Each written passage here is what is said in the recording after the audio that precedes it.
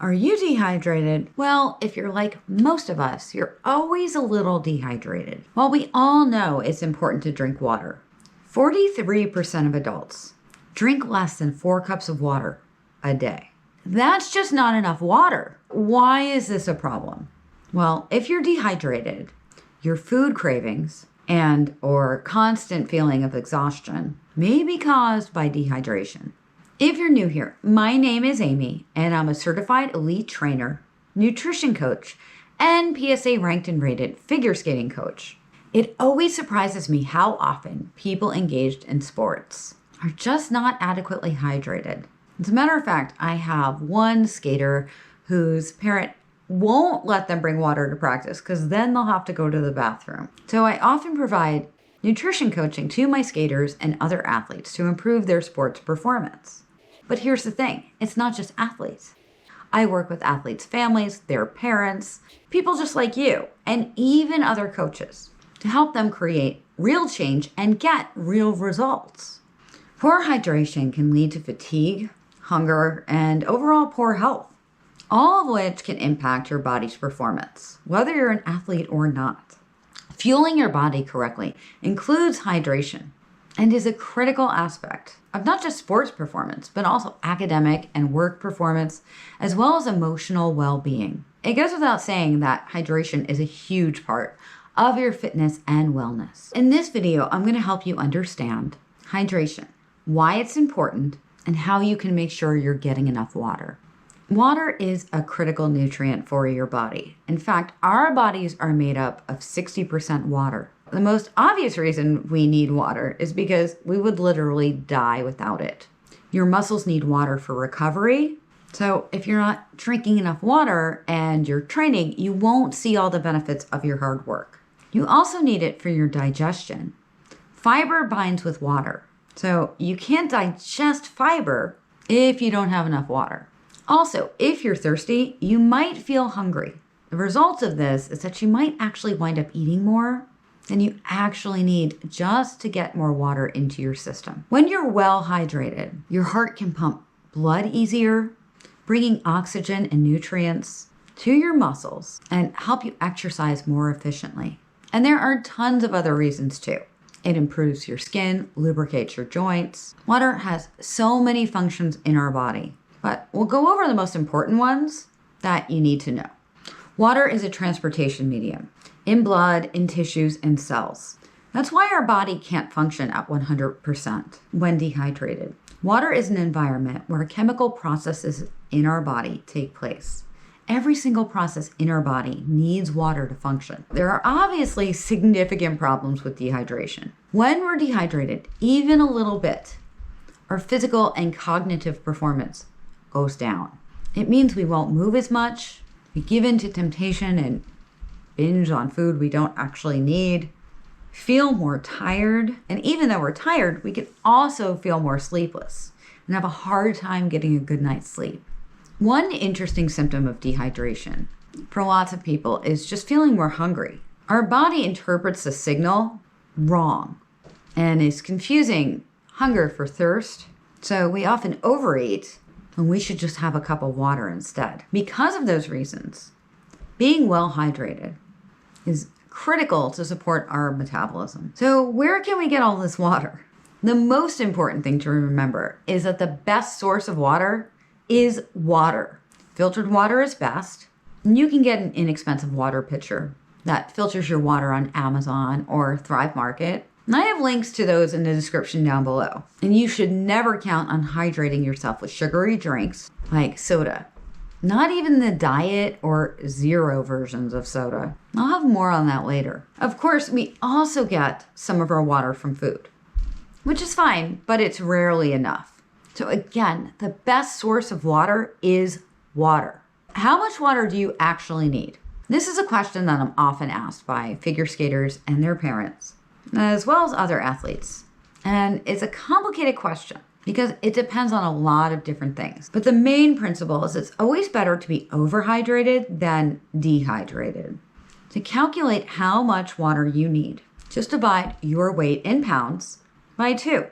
That's how many ounces you need per day to sustain yourself. For example, if you're 150 pounds, you need 75 ounces of water to sustain yourself.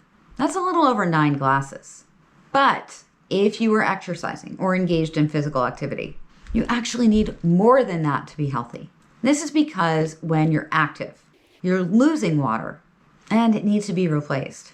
And if you're well hydrated, you can exercise more efficiently. And if you have an active job, you'll be more productive. You'll get more out of your work. So you should probably multiply your weight by 2/3. For example, if you're 150 pounds, you should be drinking 100 ounces. And that's just over 12 glasses a day. And if you're a woman and you're pregnant or breastfeeding, you're going to need even more. The best way to know if you're getting enough water is to look at your urine. I know this is a little yucky, but stay with me here. You want your urine to be a light yellow color. In that case, you're well hydrated. Is it possible to drink too much water? Technically, yes. You would have to drink 1 liter per hour all day to overhydrate. You're not likely to do that, but it can happen. So how can you make sure you're getting enough water? My biggest tip is to drink when you're not thirsty. Drink 16 ounces as soon as you wake up in the morning. Drink 16 ounces before each meal. That's 2 glasses. That will also help you not eat as much because your stomach will be full with water. So 16 ounces before 3 meals and 16 ounces as soon as you wake up in the morning. That's already 64 ounces for the day. It's not quite as difficult as you might think. And when you're exercising, training, or competing, drink 16 ounces 2 to 3 hours beforehand. Drink another 8 ounces 1 hour beforehand. Then drink another 4 ounces 15 minutes before. And during workout, training, practice, or competition, take 1 to 2 sips of water every 10 to 20 minutes.